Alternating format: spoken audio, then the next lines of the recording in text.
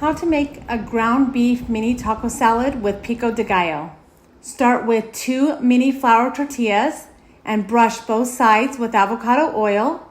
Place each tortilla into Reynolds Kitchen's air fryer cups. Air fry at 370 degrees Fahrenheit for 4 minutes until lightly crisp. Remove from the air fryer and let cool slightly.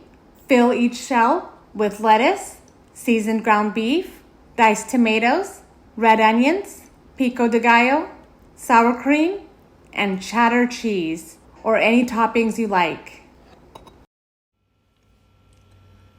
If you're enjoying this video, please don't forget to like, share, and subscribe.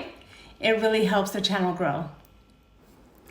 This is a great way to eat in moderation while still enjoying bold, delicious flavors. And it comes out yummylicious. Links to the air fryer and the air fryer cups are in the description. Until next time.